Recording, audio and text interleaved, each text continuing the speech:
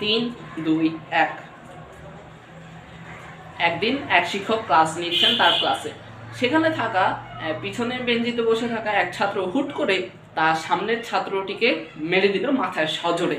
কেউ কিছু বুঝতে পারলো না কি হলো। সকলে চেয়ে আছে সেই ছাত্রের দিকে যাকে মারা হয়েছিল। সেই ছাত্রটি কোনো ধরনের প্রতিশোধই নিল না, যেন আমার জন্য কিছু হয়নি। তখন সে সেই ছাত্রের দিকে পিছনে ঘুরে তাকিয়ে একটি কথা বলল, যার কারণে সকলে উপস্থিত থাকা সেই ক্লাসের সকলের মন ভালো হয়ে গেল এবং সকলে করতালি দিয়ে উঠল সেই ছাত্রের কর্তব্যের দিকে খেয়াল রেখে। তো জানেন সেই ছাত্রটি তখন কি বলেছিল? একটু পরেই জানতে পারবেন। সম্মানিত অধ্যক্ষ স্যার, উপাধ্যক্ষ স্যার, বিজ্ঞ বিচারক মণ্ডলী এবং আরও যারা শুনছেন সকলকে সাধারণ সম্ভাষণ জানিয়ে শুরু করছি আজকের আমাদের এই বাংলা উপস্থিত বক্তৃতা প্রতিযোগিতা, যেখানে আমার জন্য নির্ধারিত বিষয়টা আমি এখনই বলে ফেলবো।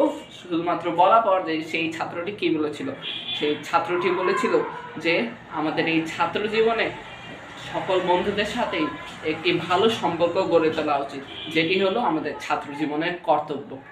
আজকে আমার জন্য নির্ধারিত বিষয়টি হলো ছাত্র জীবনের কর্তব্য।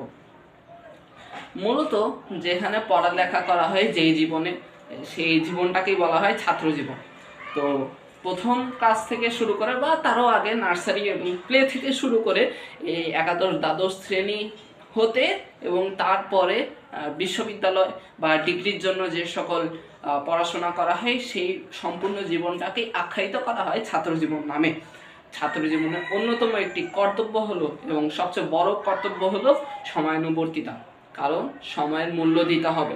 সময়ের মূল্য না দিলে সময়ও তোমাকে মূল্য দিবে না এবং সে কারণে তুমি তোমার জীবনে পিছিয়ে পড়বে। তো ছাত্র জীবন হলো পরবর্তী জীবনের একদম ভিত্তি, মূল ভিত্তি। এই ভিত্তিটি যার যত বেশি শক্তিশালী হবে তার পরবর্তী জীবন তত বেশি আনন্দময় হবে এবং খুবই সহজ হবে। তোমার ছাত্র জীবনে যদি কোনো ধরনের ভুল ভ্রান্তি থেকে থাকে তাহলে সেটি অবশ্যই তোমার পরবর্তী জীবনে একটি বড় বাধা হয়ে দাঁড়াবে। তুমি যদি ছাত্র জীবনে ভালো করে পড়ালেখা না করো, ভালো করে তোমার কর্তব্যগুলো পালন না করো, তাহলে অবশ্যই সেগুলো পরবর্তী জীবনে যায় তুমি তার ছায়াগুলো দেখতে পাবে। তার ছায়াগুলো কিন্তু মোটেও ভালো হবে না। তাছাড়া এই ছাত্র জীবনে অন্যতম আরেকটি বড় বিষয় যেটি আমাদেরকে মনে রাখতে হবে তা হলো পরিশ্রমী উন্নতির চাবিকাঠি। যে যত বেশি পরিশ্রম করতে পারবে তার উন্নতি তত বেশি সাধন হবে, তার উন্নতি তত বেশি, এটা সকলেই জানে। তাছাড়া কষ্ট আর সাফল্যের মধ্যে একটি ভালো সূত্র আবিষ্কার করা যায়, অথবা এটি সকলে জানে যে কষ্ট হলো সাফল্যের সমানুপাত। অর্থাৎ যে যত বেশি কষ্ট করবে তার সাফল্যের হার তত বেশি। ছাত্র জীবনে এই কষ্টকে কখনোই ভুলে থাকা যাবে না। কষ্টই হলো মূলত ছাত্র জীবনে অন্যতম একটি বড় বিষয়, যার উপর কেন্দ্র করে ছাত্র নিজেকে গড়ে তোলে। তাছাড়া পড়াশোনার প্রতি মনোযোগিতা অবশ্যই থাকতে হবে ছাত্র জীবনে। এবং আমি একজন ক্যাডেট, বরিশাল ক্যাডেট কলেজে, এই ক্যাডেট কলেজে যাওয়ার ফলে আরেকটি বড় ব্যাপার যেটি আমাদের মনে বেঁধে গিয়েছে ছাত্র জীবনের কর্তব্যের জায়গায়, যে মা বাবার ঋণ শোধ। মা বাবা এত কষ্ট করে আমাকে এত দূরে পড়াশোনা করাচ্ছেন তাদের নিজের অর্থ দিয়ে, সেটির ঋণ আসলে কোনোভাবেই পরিশোধ করা যায় না। কিন্তু সর্বোচ্চ চেষ্টা করতে হবে যাতে সময়ের সর্বোচ্চ উপযোগের ব্যবহার করে আমরা যেন সেই ঋণটাকে পরিশোধ করার চেষ্টা করি। সেই ন্যূনতম চেষ্টার মাধ্যমেই কিন্তু তাদের ঋণ মোটামুটি পরিশোধ হয়ে যাবে। তাছাড়া আমাদেরকে ভুল থেকে শিক্ষা গ্রহণ করতে হবে, কারণ ছাত্র জীবনে এমন কোনো ছাত্রই পাওয়া যাবে না যে ভুল হবে না। তাই ভুল থেকেই মূলত শিক্ষা গ্রহণ করতে হবে। তাছাড়া আরেকটি ব্যাপার হলো যে এটি খুবই ক্ষুদ্র একটি জিনিস, যে নিজের জিনিসের প্রতি খেয়াল রাখা।